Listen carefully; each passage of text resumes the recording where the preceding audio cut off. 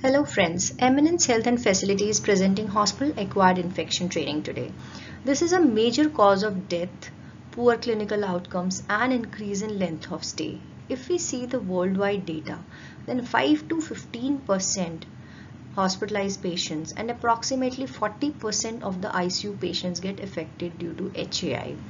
As per WHO data, 12 to 80% deaths are due to HAI in hospitals. So let's understand what is HAI.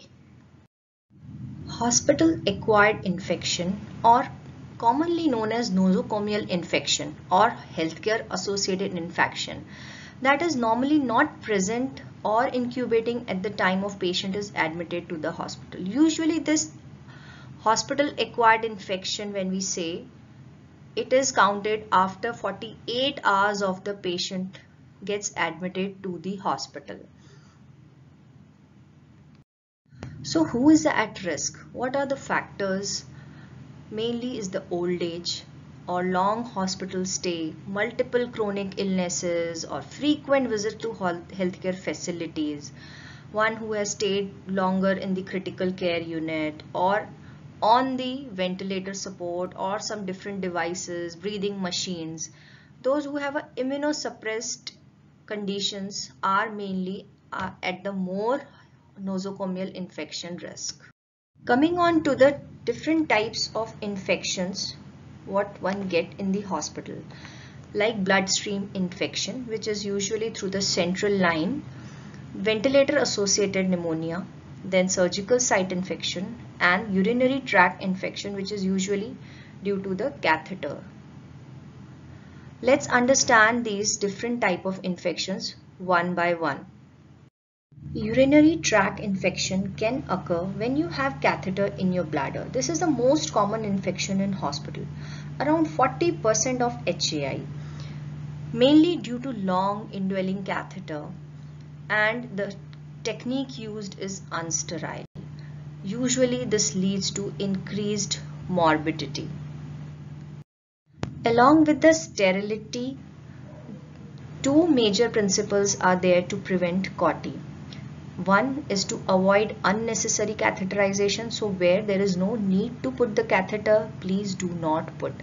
Second, limit the duration of catheterization. Once the need is over, once the patient can pass the urine himself or herself, remove the catheter immediately. VAP or ventilator associated pneumonia can result when you are on ventilator or on breathing machine. The bacteria enters your throat while on ventilator. Normally pneumonia gets developed after 48 hours of intubation and persists due to longer invasion. This is the second most common HAI. There are other contributing factors also, like age, previous antibiotic treatments, etc. So the prevention in VAP is to maintain the hand hygiene before and after patient contact, preferably using alcohol-based hand rubbing when soap and water is not available.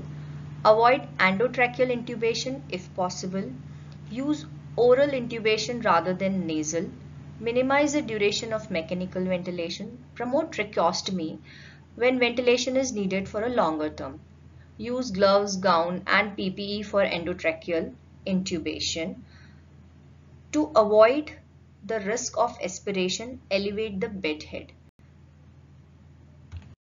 Bloodstream infection can occur when you have a central line. Bacteria can enter the skin around insertion site or directly to bloodstream. It's observed mainly in ICUs. Symptoms shows fever, chills, skin erythema surrounding central line site.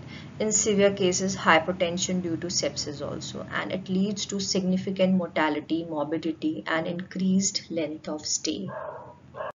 To prevent bloodstream infection, multi-modal intervention strategy is being opted, like hand hygiene, keeping the sterility, skin antisepsis is being taken care of, subclavian access is preferred, daily review of the line is necessary, using the non-touch technique to give a proper care to the catheter, and wherever it is recommended, the dressing is being changed. Surgical site infection. Any surgery which has been performed in past 30 days showing the infection. This surgical site infection can result from bacteria gets enter in your incision and spread through tissue, leading to infection. Surgical site infection could be superficial or deep. Superficial infection is limited to skin and could be treated with antibiotics. But deep infections like deep tissue injury, body cavities, or infection in the implanted material are very difficult to manage and may lead to morbidity and mortality. Deep infections need more care, re-exploration of wounds sometimes, and drainage for a longer period. To prevent this kind of surgical site infection, the sterility needs to be maintained, proper hand hygiene has to be taken care of, and the pre-operative antibiotics have been effective in reducing the rate of SSI. So far we understood the types of infections in hospital which spread through bacteria and microorganisms, but how the bacteria transmit in the hospital. So there are different ways of transmission. First is the contact transmission. So in the direct contact with contaminated person, then indirect contact where contamination by intermediate object like instrument, needle, vial, etc. Droplet transmission, where droplet containing microorganism from infected person are spread in a short distance through air and get deposited on patient's body. Airborne transmission, when few microorganisms remain suspended in the air for long period of time and inhaled by someone depending upon environmental factors. Common vehicle transmission, where microorganisms transmitted to the host by contaminated items such as food, water, medication, devices, etc. Vector-borne transmission occurs when the vectors such as mosquitoes, flies, rats, and other vermin transmit microorganisms. We understood what is HAI, what are the risks, what are the types of HAI, and what are the causes. After that, in general, how the hospital scenario, how the infection could be prevented. So hand hygiene and hand washing plays the major role. Along with that, few other things which could help in the hospital scenario is indoor air quality. Like in the OTs, the proper HEPA filters is being used. In isolation, wherever isolation is needed, the proper isolation practice where the positive and negative pressure is being maintained. After the OT is being done, after the procedure is being performed, the used items get proper sterilization or the disinfection done, or wherever the disposable items are there, it is being thrown properly. Use of PPE kits, then using the antimicrobial paint also helps in reducing the infections in the hospital because it does not allow the microorganisms to stay on the walls. Then regular surface cleaning and disinfection with the proper disinfectants throughout the day is recommended. So let's take home some good practices to reduce down the infections in the hospital. 7 steps of hand washing, 5 movements of hand hygiene, staff education, isolation precautions wherever needed. Infection control committee will always take the surveillance of infection in the hospital and timely feedback. The staffing levels should be adequate and implementation of the care bundles. If we follow these good practices, we make sure the quality of life and the better patient outcomes will be in our hands. Thank you all for your patient listening.